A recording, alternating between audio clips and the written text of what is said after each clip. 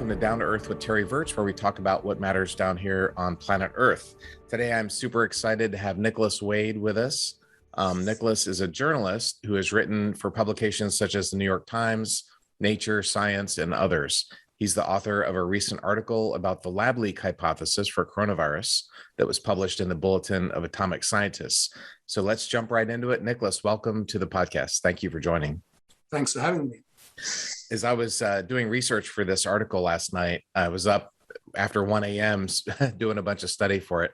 I found an article that you wrote in 1982 about the Titanic that was pretty interesting. I'm glad you saw that. Your grandfather was on the Titanic. It was a pretty interesting article. So I really do want to jump right into this because this is maybe one of the most important questions facing humans in 2022 now, and that is the bottom line is that COVID either jumped naturally from animals to people, or it was released to humans from a lab. Maybe the Wuhan Institute of Virology, maybe after it was modified. And that's really the question before us. Is that right? Oh, that's correct. So which was it? Well, I think it's important for everyone to understand there's no direct evidence for either hypothesis, and they're both good, strong, robust hypotheses, and we should keep them both on the table and keep our minds open. And bearing in mind that there is no direct evidence, there is still quite a lot of background or indirect evidence, which lets us assess the plausibility of the two hypotheses. Right. Right now, in my view, one is much more plausible than the other. Others may disagree, but even that judgment may be overturned in the light of evidence that comes to light in the future. I actually have jury duty this week for the first time in my life, and I was thinking about evidence and so on, and you can get a conviction on circumstantial evidence in an American court of law. So the fact that there's not a direct evidence in either case doesn't mean you can ignore some of the evidence. And the articles that you've written and others have written have painted a really, really, really compelling case in my view. And I'd like to dig into that for the audience. This is not a podcast for molecular biologists, so we'll have to keep that in mind. I'm just a fighter pilot. But can you please run us through the science of why this might have been a lab leak? Well, the reasons for thinking that this could have been a lab leak, firstly, just in general terms, lab leaks happen all the time. They're not terribly frequent, but about at least one case a year in the US of viruses or dangerous bacteria that leak out of high security labs.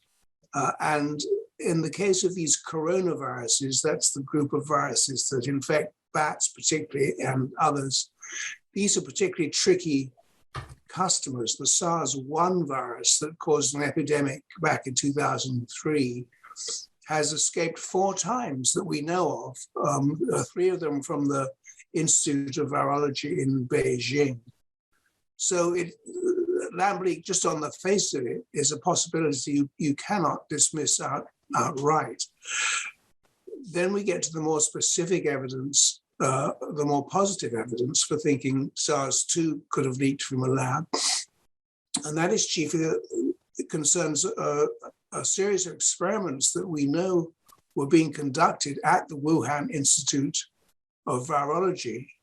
Real quick, Nicholas, SARS-2, by that you mean COVID, the virus that causes COVID? Yes, sorry, that's the shorthand for it. Its full scientific name, I think, is SARS-CoV-2. So right. We can just call it SARS. SARS-2 is what we're talking about today in 2022.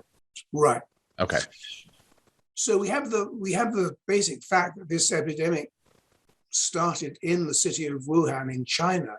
Right. On the one hand, and on the other, right in the middle of Wuhan is the leading Chinese laboratory that specializes in coronaviruses. So obviously that adds substance to the possibility of lab leak. And moreover, we know specifically they were working on experiments in which they were manipulating SARS-type viruses. Right. Now, this was not with any sinister intent, so far as we know. It was what virologists all around the world have been doing, a very dangerous kind of experiment, but one that they were all on board as saying we needed to do.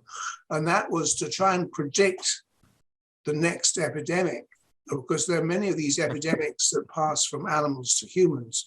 So the virologists have asserted that if we let them mess around in the lab with potentially dangerous viruses that they have collected from the wild and let them do a few tweaks, they will be able to see how close these viruses are to making the jump from animals to humans, and that this knowledge will help us prevent the next epidemic. So I think, as an aside, we should regard that line of reasoning with great suspicion. And it keeps virologists in business. It lets them do very exciting, dangerous experiments that brings them in more grant money. But in fact, it helped us not a whit in preventing the present pandemic, and just the act of looking for wild viruses and wild animal populations and bringing those viruses back in the lab, let alone manipulating them to try and suit them up to make them more dangerous viruses. None of that is without risk, and it seems pretty clear to me that the risks far outweigh the possible benefits, of which there have been none.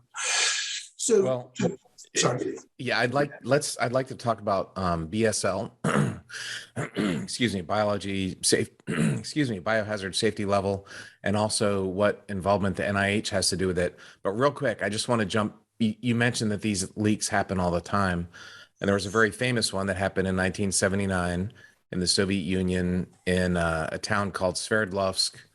Then, modern day, after the breakup, they call it Ekaterinburg. Have you looked into that, or are you familiar with that?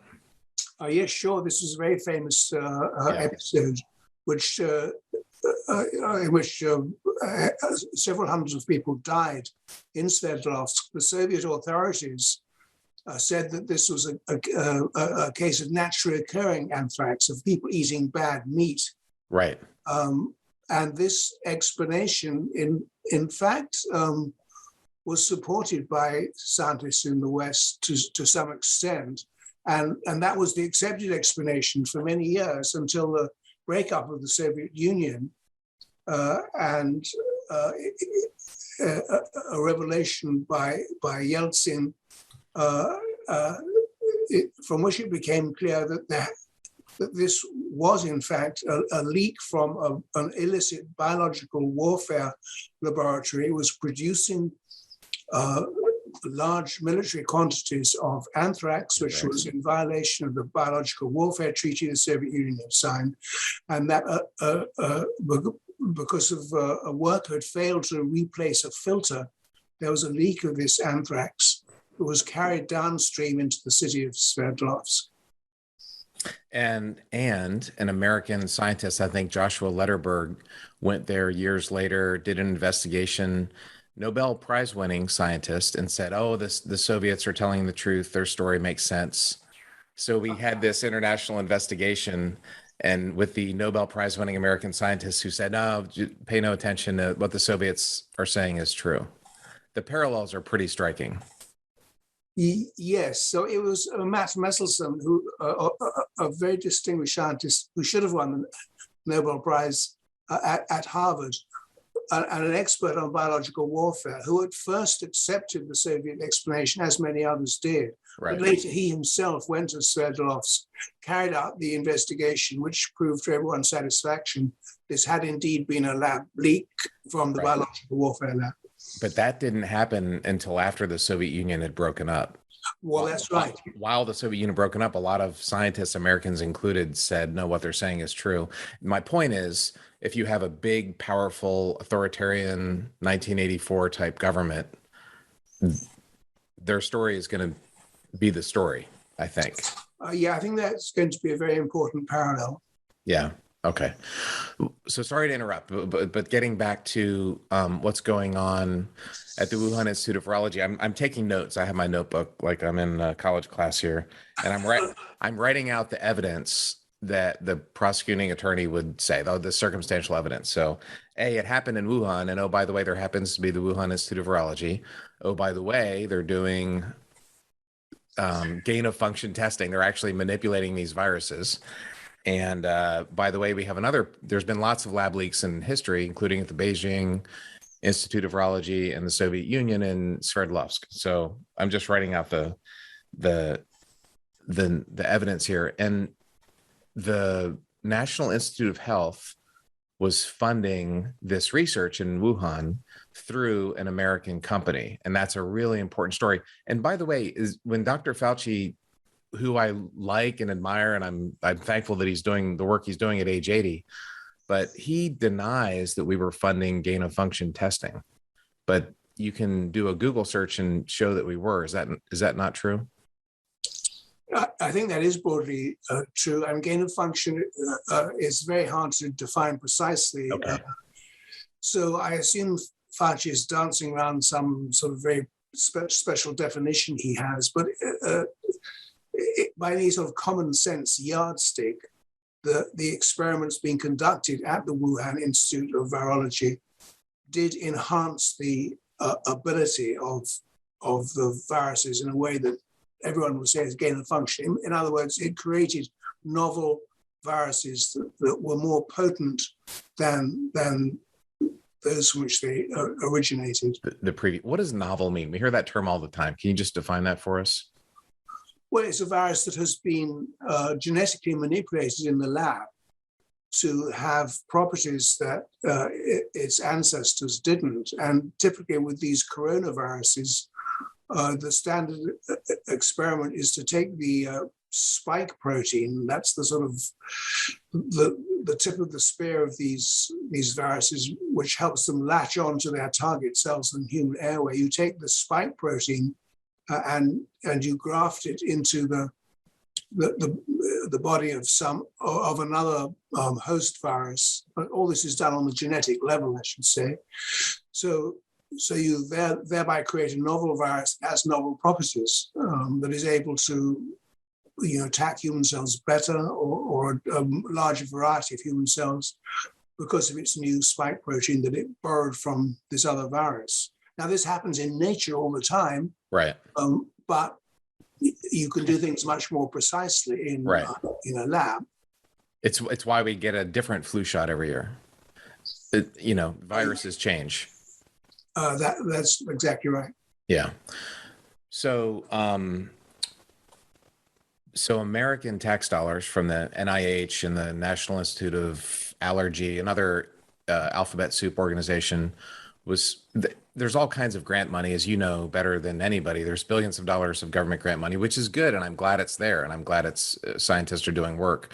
That goes to an American company, and they subcontract the work in Wuhan. And I think, can you talk to us about the individual, the scientist who was doing that? This is a really important part of the evidence.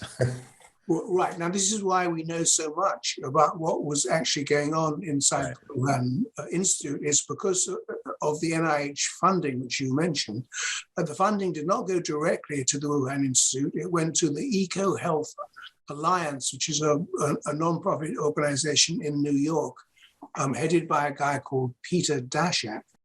And Daszak then used the NIH money to fund China's leading coronavirus expert, who's called Dr. Shi Zhengli. Mm-hmm. Now we know from Freedom of Information Act requests that have extracted information from the EcoHealth Alliance that Daszak had long sat on and suppressed. That we know exactly what kind of experiments were going on, and these grant applications, which include progress reports, show that Dr. Shi had a broad program of collecting SARS-type viruses from wild bats, and she had about 100 of these viruses, most of which have not been published, and she was taking the spike proteins from some of these viruses and putting them into another virus, also a SARS-type virus she had discovered, and was generating novel properties. And I think the most striking part of all this is that the virus has, the SARS-2 virus that is causing our pandemic has a very special signature that no other virus of its class does. This is a little family of viruses. They're called sarbecoviruses. And SARS-2 has something called a furin cleavage site that greatly enhances its ability to latch onto human cells. Now, no other sarbecovirus has a furin cleavage site. So this property, right from the beginning, as soon as the virus was sequenced, it sort of stuck out a mile. And virologists said, well, how did it get that? Now, you mentioned that viruses are changing all the time. So in nature, viruses are always swapping material, little bits of genetic information among each other. It's a process called recombination. And this is how they gather new properties very, very quickly. So people who believe the virus arose naturally said, well, of course, SARS-2 acquired its furin cleavage site by recombination. This happens in nature all the time. The thing is, you cannot acquire by recombination something that your family of viruses does not possess, because you can only exchange information inside your own family, broadly speaking. Mm-hmm. So there's no known sarbecovirus other than SARS-2 that has the furin cleavage site. Now, furin cleavage sites, virologists have known for a long time, you can add them in the lab. There's a little tiny snippet of DNA, or rather of RNA, because these viruses work off RNA rather than DNA as the genetic material. It's a little tiny snippet which you insert into the virus in the test tube. And lo and behold, these grant requests made by Peter Daszak's EcoHealth Alliance, the latest one that came to light about 4 or 5 months ago, it had the electrifying statement that we will insert cleavage sites into these viruses as part of our experiments. And the sentence before specifically said furin cleavage sites. So in all probability, the planned experiment was to insert a furin cleavage site into a SARS-type virus. This is the exact recipe for creating the SARS-2 virus. Pandemic. And there was another microbiologist named David Baltimore. I believe he's the one who's, when he saw that, he said, this is the smoking gun, told his wife, this is a smoking gun. Is that the same story or the same issue? David Baltimore was saying that in relation to the furin cleavage site itself. This was right months before the grant proposal had come to light. And so he just saw that there was this furin cleavage site and said, there's a smoking gun. And then months later, in some ways, thankfully, it was funded by America. So we have the Freedom of Information Act. We learned that we were paying for them to do we were paying for them to make the smoking gun. Right. I should say two things. First, Baltimore didn't mean smoking gun in the sense of absolute proof. He meant it simply as a sort of flourish in the sense of, this is a very significant piece of evidence. And the second thing I should make clear is that this grant proposal from the EcoHealth Alliance, it was to the DARPA, an agency of the Defense Department. It was not funded. DARPA turned it down on the grounds it was too dangerous. But that doesn't mean the experiment wasn't done, because it's routine in the sort of grant application game that you do as much work as you can in support of the grant you're applying for, so that you have all the facts and figures to say this is a good line of research. So, at the Wuhan Institute or maybe elsewhere, they may have already done the furin cleavage site insertion experiment before they applied for a grant for it. And this is just routine practice. And Right. even if they hadn't done, this shows the kind of experiment they had in mind. So we knew, DARPA knew, and biologists in general know that that type of manipulation of this furin cleavage site is very dangerous. I mean, they knew it to the point where they turned down funding because it was too dangerous. That's right. The DARPA funding agency turned it down, but there have been at least, I think it's 15, 17 experiments in the past, which you can see in the literature, where virologists have inserted furin cleavage sites into viruses to soup them up. But Daszak was funded, though, just not for that specific grant. That's correct. He received a great deal of money from the NIH Right. and indeed from other government agencies, but it's the NIH money that's of interest in this case. And it was directly sent to the Wuhan Institute, to Dr. Zhengling Shi, to search out coronaviruses in wild populations of bats, to take them back into the lab and to manipulate them in various ways. Are there not labs in America? Can we not send our money to American scientists?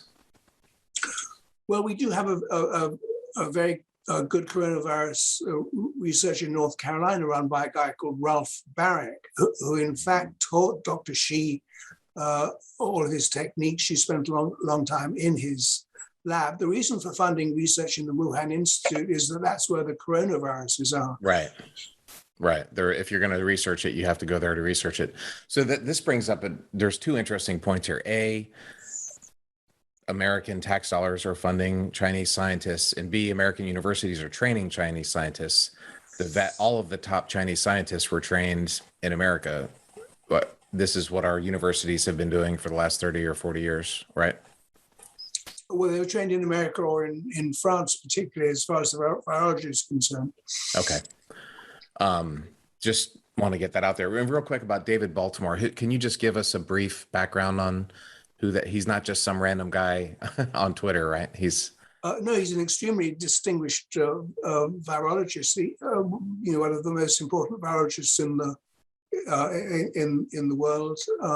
Right. He received a Nobel Prize for the big discovery at a young age, and he's since had a very distinguished career, most recently as president of Caltech. President of Caltech. Right. So he's a, one of the top people in the world to be an expert in this kind of thing. That's okay. Good. So just, I'm going to rephrase it to make sure I understood. They were doing this furin cleavage site, and that's a way to manipulate a virus to make it more potent. It gets into humans better. Peter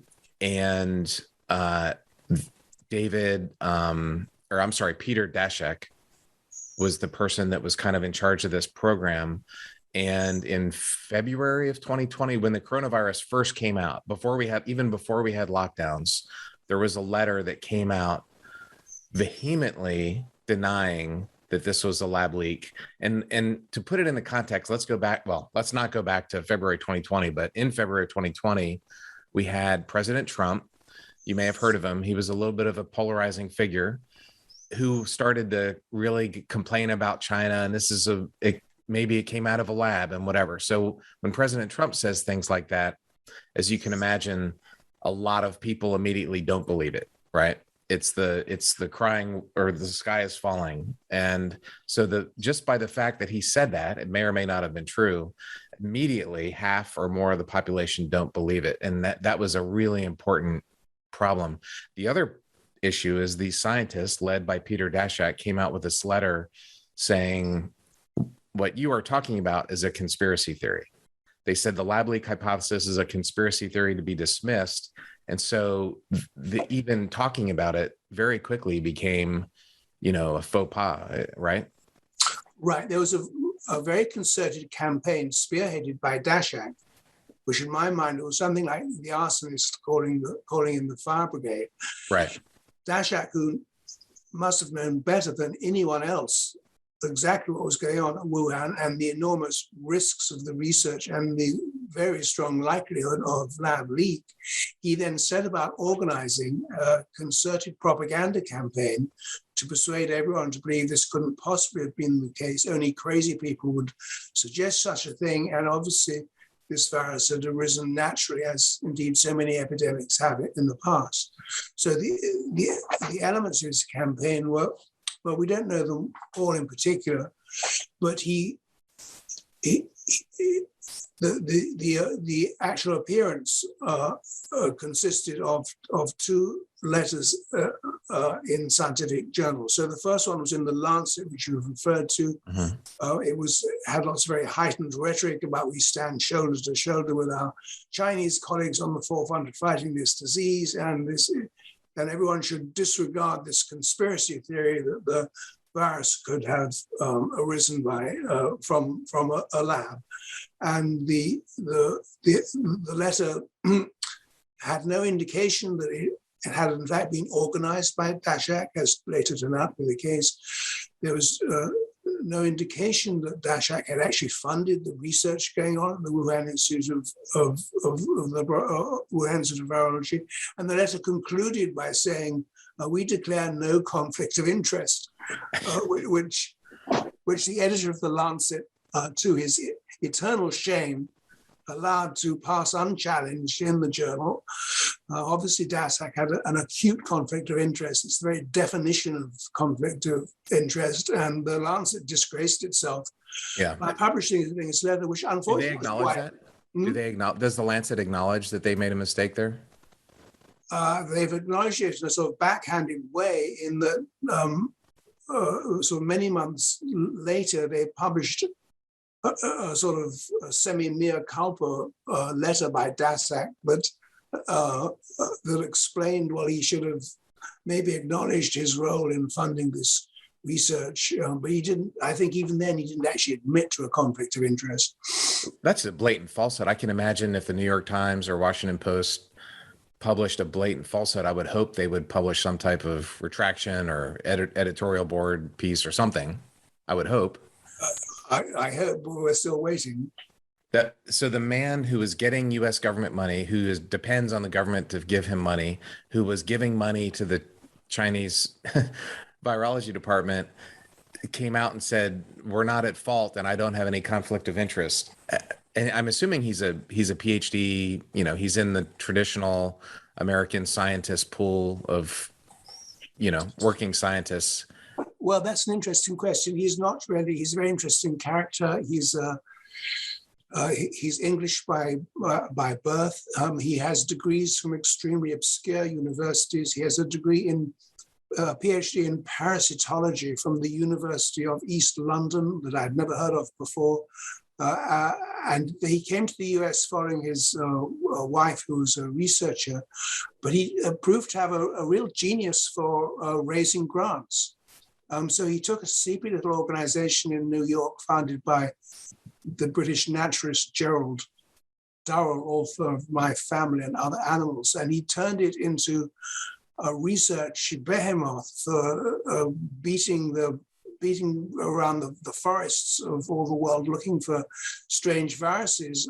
And the plea to his grant agencies was, as we've mentioned before, give me this money to find these viruses, and I'll help you predict and prevent the next epidemic. So he's not an expert virologist. He's an expert fundraiser, and he employs these virologists to generate all these papers on which he puts his name. They generate grant money. Yeah, this is how grant money is generated. I did not know that, Nicholas. I'm almost speechless because he had one of the main roles. If you look at that Lancet article and the Nature Medicine article, that's how Vladimir Putin handles public affairs problems. That's how the Chinese government handles problems. They say, "Oh, no, of course that didn't happen. Just ignore it. Of course it didn't happen." I mean, it's straight out, and you called it propaganda. That's precisely what it was propaganda. And it shut down any serious investigation into what happened for a year until earlier 2021, there was the WHO investigation. And I would love to talk about that because that's a really important, the WHO's role, who was on that, who the Chinese government decided. So talk about the arson, calling the fire brigade. This is the wolf taking care of the hen house here. The Chinese government got to decide who was on that thing. Can you talk us through what happened there? Sure, but if I could just pick up on Sure. something you mentioned earlier, which is these two journals, The Lancet and Nature Medicine. Right. Both these are enormously influenced by the Chinese authorities. They both have a lot of sales in China. If you look at an issue of Nature any week, you can see enormous sort of advertorial takeout from some Chinese university. There's large flows of money to these journals, and it's evident from the pathetic descriptions, the pathetic interventions by the editors of these journals on this issue, that they are deeply under the thumb of, unfortunately, of Chinese authorities. So it was the Lancet letter and another in Nature Medicine that served to persuade the world's virologists either that this was indeed a natural occurrence, or there was also the implicit warning: if you rock the establishment boat, don't expect any more funds, because these letters had the sort of imprimatur of the chief funders of virology, Fauci in the US, and a man called Farrar in the UK. So this is a very important point, because it shows the corruption of our scientific journals by the influence of the Chinese government. And universities too. The universities get a tremendous amount of money from Chinese students. They pay full price. They're not on scholarship, right? That it's not only journals. Yeah, I think that's right. It's definitely a very significant problem of integrity for our universities and our scientific publishing enterprises, that they have allowed themselves to be influenced by Chinese money to take editorial positions that favor Chinese positions and disfavor the truth. And these journal editors in particular should be deeply ashamed of the role that they have played in this cover-up. That's an angle, Nicholas, that I hadn't thought through. It just reminded me of a conversation I had a few years ago with an FBI colleague who was telling me that there was a major American university that was going down a path of major funding from the Chinese government.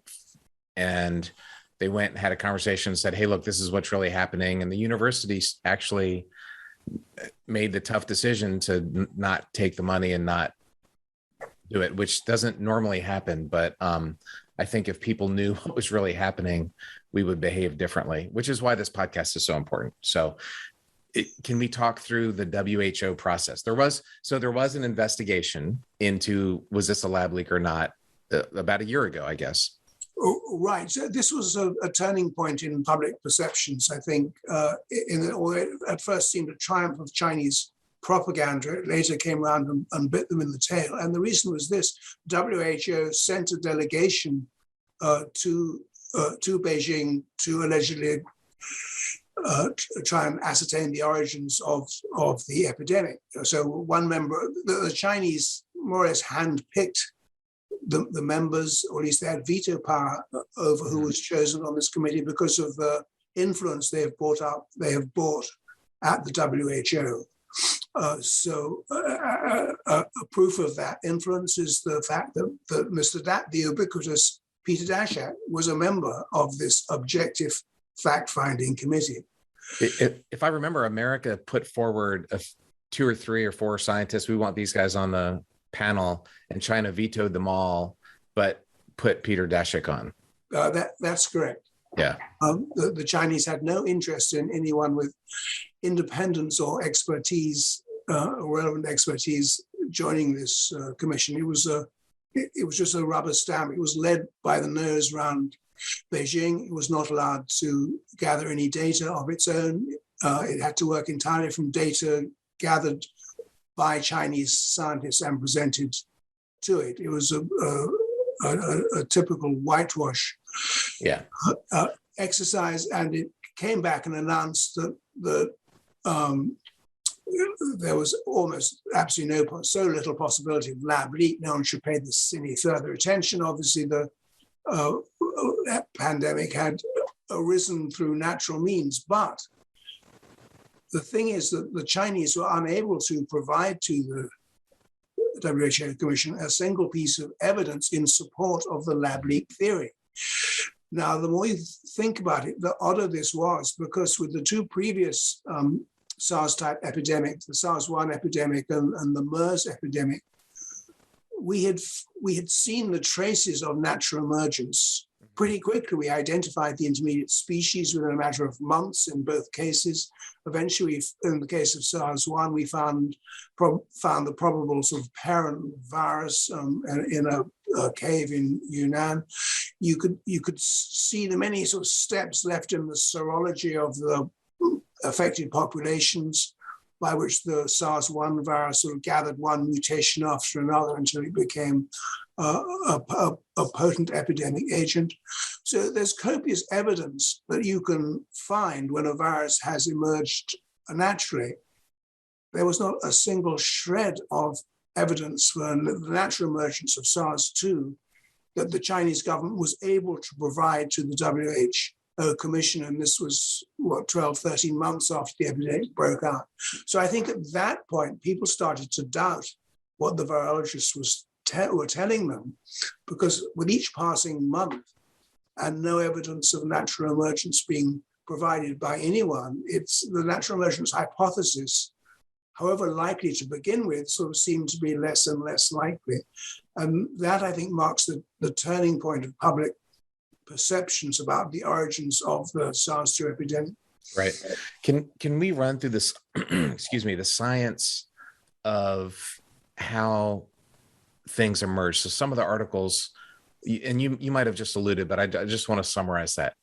If this had been a natural emergence, like many diseases are, we would have seen X, Y, and Z. For example, more animal to human transmissions before it became human to human, more COVID found in animals, molecular evidence, whatever. Run through what we would have seen that we haven't seen, or summarize that for us, had it been natural emergence. So under natural emergence, although animal viruses do jump to humans fairly regularly, it's a difficult process for them because they have to change their host. They have to go from specializing in attacking bat cells to specializing in attacking human cells. So right. So that's easy to describe, but in fact, at the sort of molecular level, it takes a lot of evolutionary steps for that to happen. So you can, at least in the case of these coronaviruses, you can sort of trace these steps. You look at patient serology. We can now sort of analyze the genome of these viruses, and we can see how over time the virus steadily gathers mutations. In SARS-1, as I recall, you can see it takes about sort of 10 mutations before it's able to attack humans at all. And then it sort of takes another 20 or so before it becomes a serious pathogen. So you can trace all that. Mm-hmm. None of this information is available for SARS-2. In the case of SARS-1, the virus couldn't leap directly to humans. It seems almost certain to have gone to an intermediate animal, which was civets in the case of SARS-1, and it was camels in the case of MERS. So there's been an intensive search by the Chinese authorities for the intermediate animal in the case of SARS. Well, it may have been mice, right?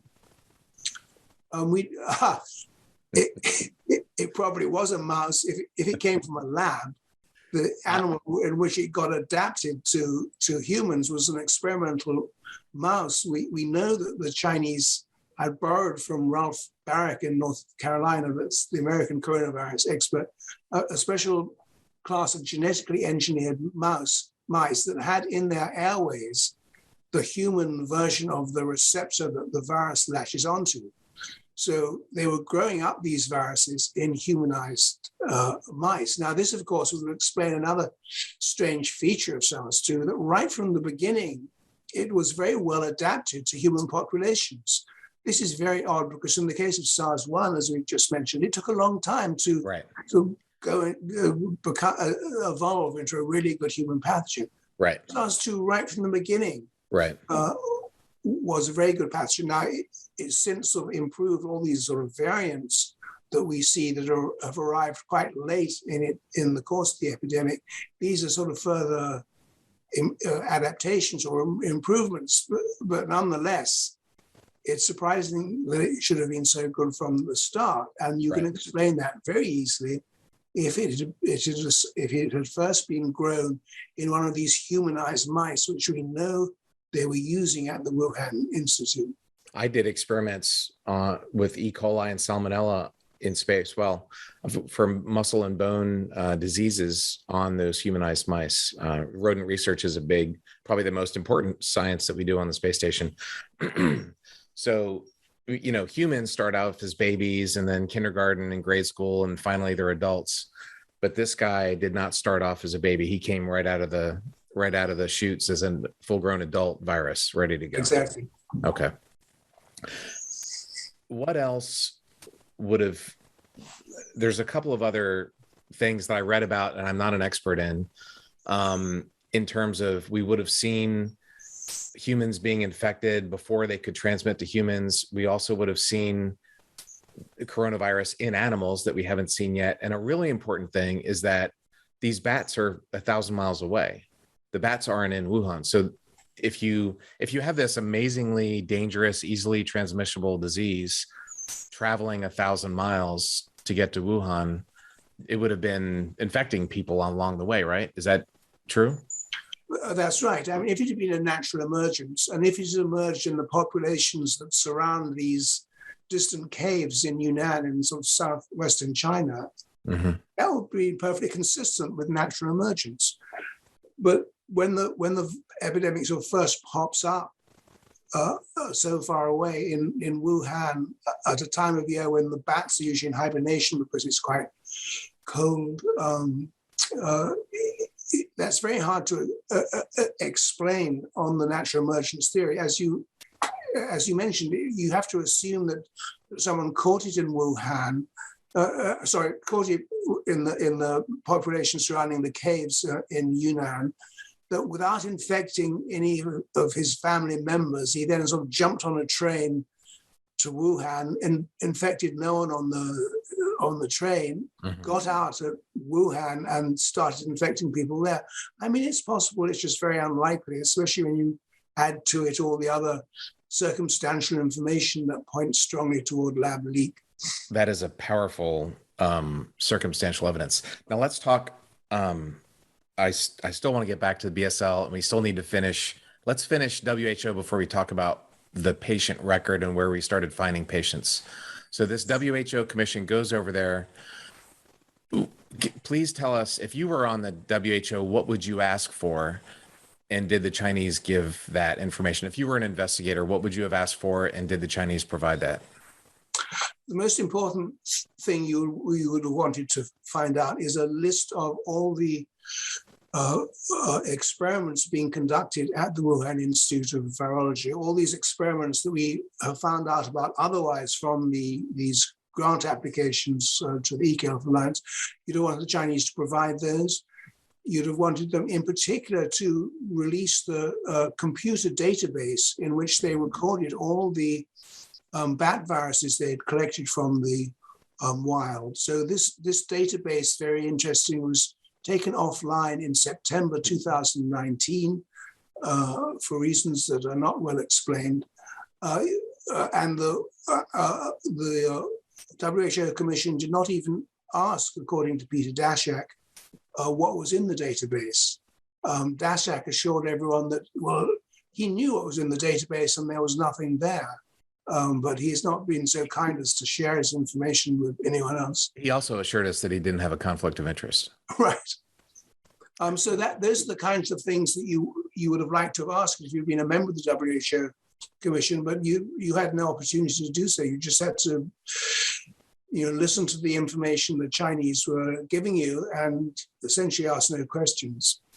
So what would happen to us if if this is a lab leak, somebody knows it, right? And if that person decided to speak up, what would happen? I'll give you one anecdote that I have. A good friend of mine, a lady named Cheng Lei, was a journalist for CGTN, the Chinese English language network. She's an Australian citizen, Chinese ethnically, and she was arrested about a year ago for no reasons. China's having a spat with Australia. She's part of that, accused of being a spy, may be gone for years. It's incredible. And when things like that happen, that people in China understand if they speak up, they're done, their family's done, whatever, right? So is there any hope ever that anybody in that lab would speak up as long as they're in China? Well, there's not much hope, but we've seen many Chinese who've been incredibly brave in putting forward their version of the truth. We just have to hope that there is some whistleblower there who has stored away the information about what was happening at Wuhan, and who at some particular moment, maybe when he or she has the opportunity, will provide that information. The one data point. I'm sorry? The data point we have from Yekaterinburg in the Soviet Union, nobody did. And it wasn't until the Soviet Union dissolved and the new president of Russia just happened to have been an official in that region that we really found the truth. So back to the circumstantial evidence, it makes sense that we haven't had people speaking up. Is that's the circumstantial evidence that I'm getting to? Yes, it certainly does. I mean, we may never find the whistleblower we hope for, but I think there is an awful lot of information that is yet to be obtained in the US and maybe other places, particularly the records of the EcoHealth Alliance, which Dr. Dashak has, for some curious reason, been able to keep closed despite Congress's interest in finding out what's there. We may get enough information to build at least the circumstantial case you referred to, and maybe even scientific proof that the SARS-2 virus emanated from experiments at the Wuhan Institute or maybe elsewhere in Wuhan. And certainly this would be explosive information that would perhaps imperil the position of the Communist Party when everyone understood the horrors it had visited on its own population and the rest of the world.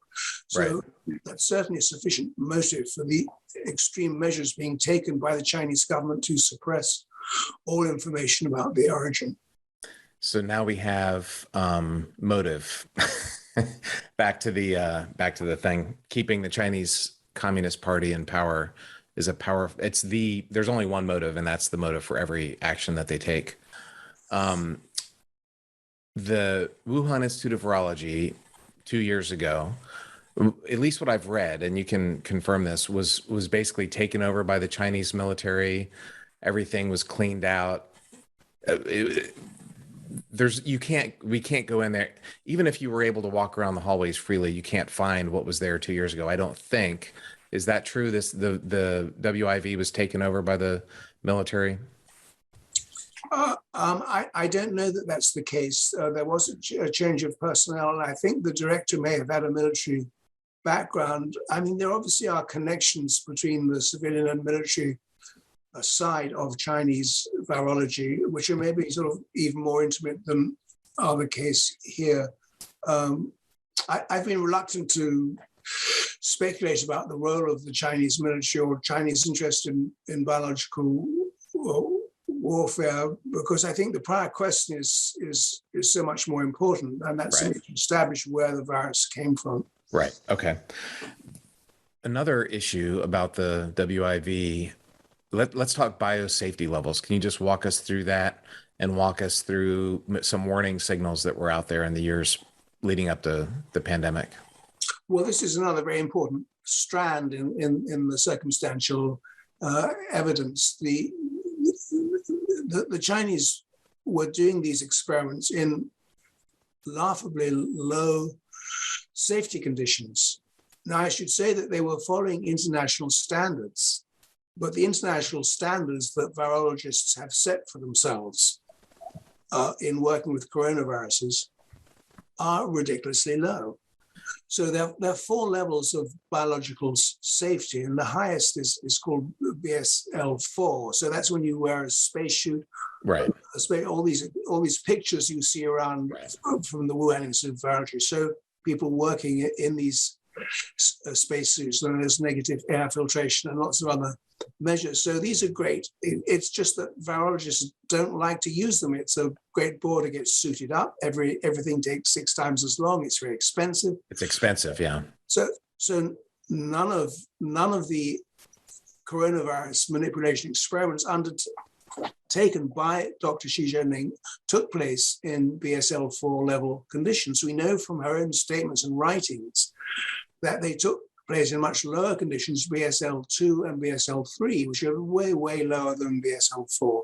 So BSL-2, you just wear a sort of white coat, you slap a sort of a warning level on the door of your lab, and really not much else. So the conditions of BSL-2 have been likened to the standard conditions you'd find in a dentist's office. So BSL-3 is a bit higher, but not much. Now the recommended conditions for working with these coronaviruses was if you were working with the SARS-1 virus or with the MERS virus, these known dangerous human pathogens, then you should work in BSL-3. But any other kind of coronavirus, it was okay to in BSL-2. So you can weaponize a coronavirus by putting in a foreign cleavage that makes it deadly and contagious for humans, wearing a mask and coat and with a warning label on the door. Right. I'm not sure I'd use the word weaponize because that's not the intention. The intention of experiments was, as I said, to predict future pandemics. But yes, what you said is essentially true. Okay. So that's...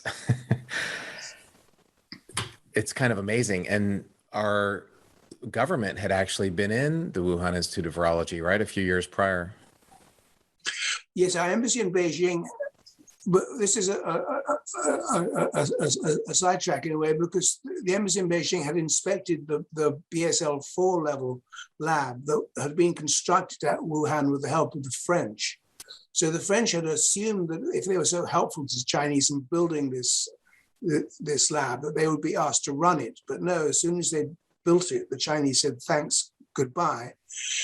The American embassy in Beijing was interested in the lab and was able to, I don't know how or under what conditions, send inspectors to the lab.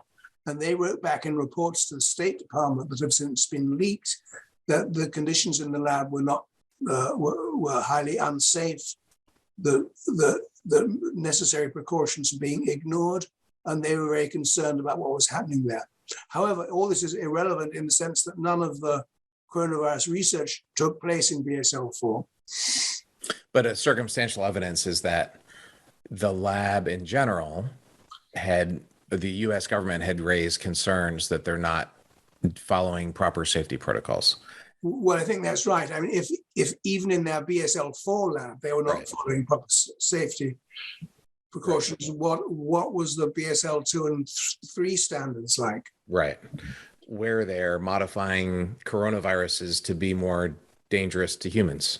Right. Right. That's a really important point, I think, to make. So,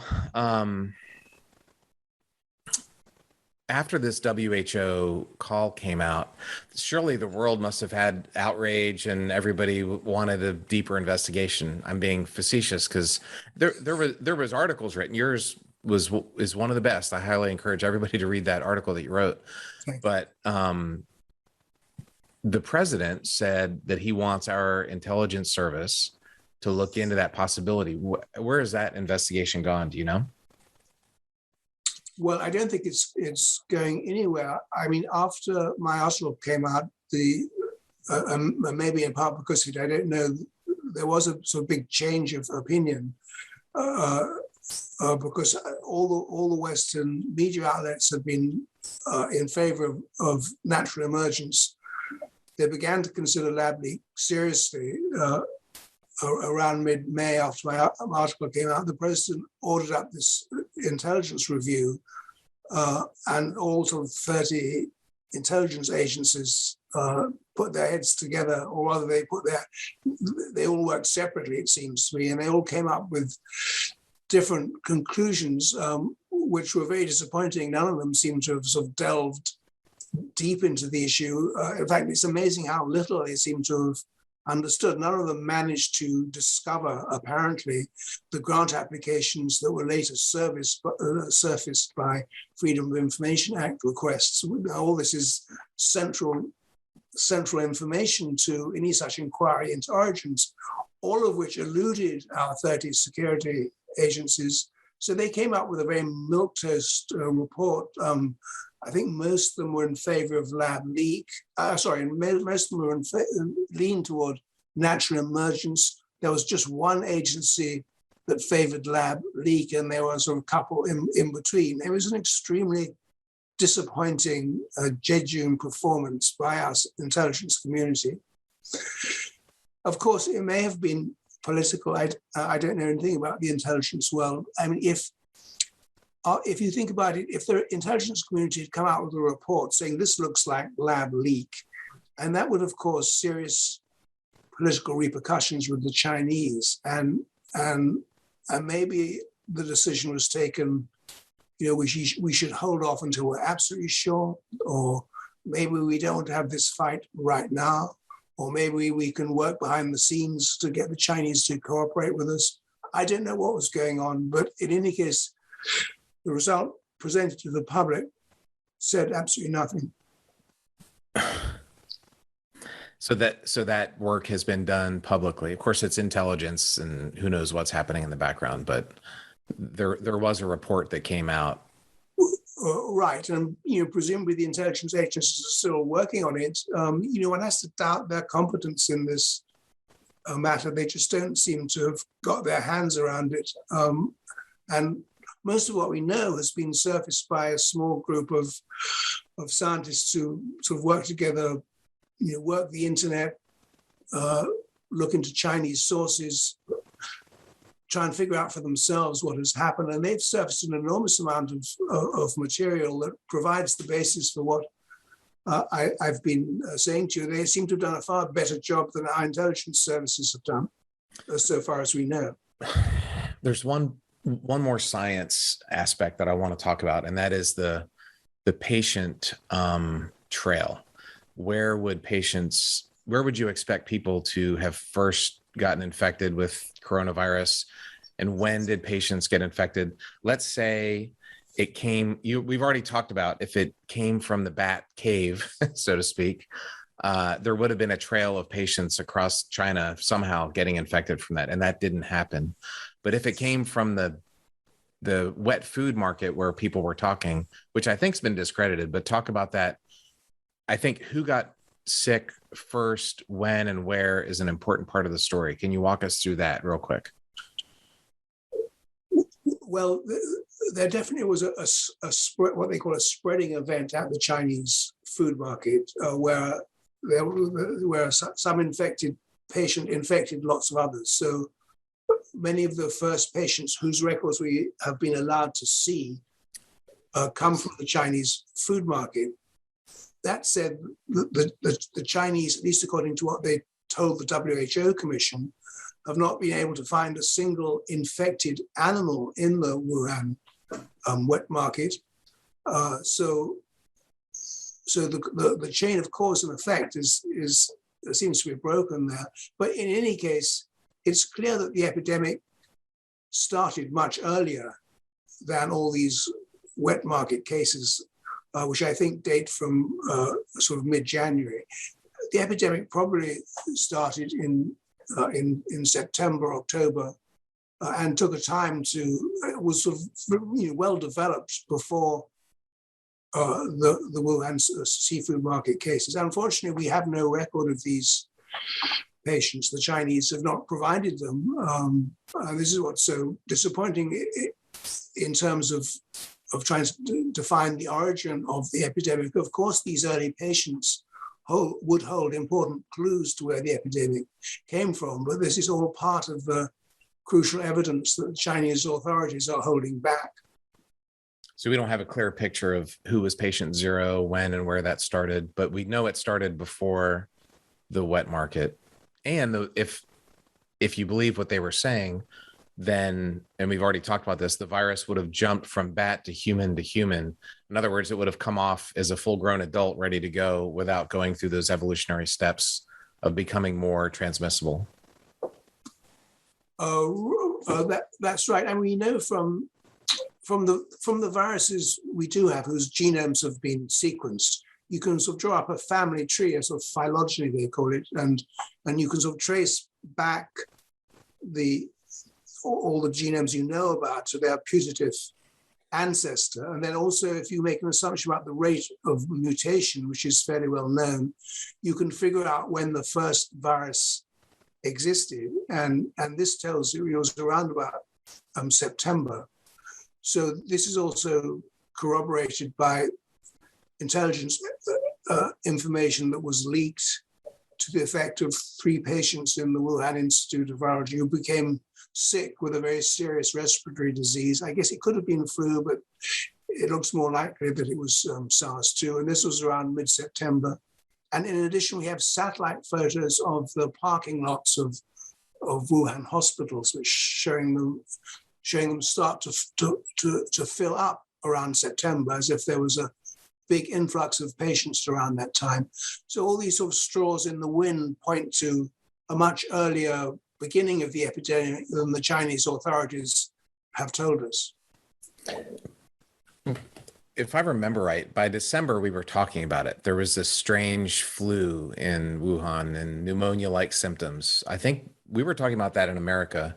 I know by January, we knew it was coming. So even in December 2019, we knew about this, right? Yes, there were several individuals who have made comments suggesting they knew about it much earlier than everyone else did. The reason I ask, I'm a university here in America that I'm really familiar with has an exchange program with Wuhan medical exchange. Students go back and forth, and a Chinese national student from Wuhan was at the university here in America sick with COVID in December of 2019. And I just thought of this. You just triggered that memory. That would point to this thing had been started well before then, I would think. That's right. And there was an English teacher in Wuhan who had a similar event at that time period. Yeah. So there's a lot that we've been talking about. We've been going for an hour. Would you please wrap this up for us? I really love this court analogy of going through the evidence, but give us bullet point A, bullet point B, bullet point B, C, why it was a lab leak, and then maybe a couple of counter points, what the defense attorney would say. Closing arguments. All right. I think we should start at the same place you started by saying there are these 2 rival hypotheses. We can't rule either out. Natural emergence has to be on the table because epidemics occur naturally all the time. In this particular case, we should remember that lab leaks also occur all the time. The epidemic started in Wuhan, which was the home of the Wuhan Institute of Virology, where we know they were performing experiments on these very same viruses, that they were inserting into these viruses the furin cleavage site, which SARS-2 possesses and no other member of its natural family possesses. So it's hard to see how else it could have acquired this signature genetic element except by lab manipulation. That all these experiments were being done in safety levels that were far too low. The possibility of lab leak, when you add all these things together, becomes extremely unlikely. This is confirmed by the fact that the virus right from the get-go was very well adapted to humans as a virus would be if it had been grown in these humanized mice that we know are being worked on at the Wuhan Institute. The behavior of the Chinese authorities trying to suppress every scrap of information certainly looks as if they knew the virus came from a lab and were doing everything they can to suppress that information. So all these strands of evidence add up to a very strong circumstantial case. Even if it's a not short of scientific proof, it's a strong circumstantial case in favor of lab leak. And if I could add one thing on top of that, I think it shows the total folly of the Chinese authorities that they have chosen to go the suppression route when they had an alternative route that maybe would still be available to them in some form. And that was to say, look, these experiments are being funded by the National Institutes of Health in America. They had the agreement of the international community of virologists, all of whom were doing the same kind of experiment in the same kind of safety conditions. This isn't our problem alone. There's enough blame here to go around. So let's agree that both the Chinese and the American authorities have allowed this very risky research to be conducted. We're very sorry it happened on our soil, but we will throw open our labs and our books so that everyone can try and find out what happened, and we can, as an international community, make sure this will never happen again. If the Chinese had chosen the route of truth and honesty, I think they would have found a receptive ear, and many people would have understood this terrible dilemma that modern research has driven us into. But by going the suppression route, they have forfeited all such sympathy, and I think they're going to pay a very heavy reputational price when the truth finally comes out. That is an excellent point. I hadn't thought of that. The international community in general missed such a great opportunity to work together. It suddenly became, President Trump was bashing China, and that was a chance where we could have worked together. Let's develop vaccines together. Let's develop cures together. Let's have coordinated travel bans and coordinated lockdowns. We could have really, I think, with a few weeks of serious pain, we could have stopped the pandemic, and instead it became this food fight of infighting, and the Chinese Communist Party really lost a great opportunity. But the biggest point here is to see the fruits of authoritarianism. The Soviet Union had the same thing in '86. We're seeing it again in China, and it's a dangerous threat to the world. And of course, America was funding some of that research, and but DARPA actually said, no, let's not fund the most dangerous. So we had some checks and balances there. Right. But anyway, Nicholas, thank you so much. This is such an important story. It's the story of the century, and it's not being suppressed, but it's not getting the press that it needs to get, I don't think. And I think that's right. Hopefully, in some sense, maybe this podcast can help a little bit. I'll try and to get to the bottom of the truth, because that's what we need, is to not have this happen again. I think it could be much worse. I mean, coronavirus is awful. It's terrible, but it could be worse, I think. This is not the worst possible virus out there, right? Yes, I think we've been very lucky so far, particularly with the Epsilon variant, which is very mild. It could easily have gone the other way and become much worse, and may do so in future. Right. Well, thank you again for coming on. I appreciate it. For the listeners, for Down to Earth with Terry Virts, if you like the podcast, please subscribe and give us a rating. Thank you. Thanks so much for your interest.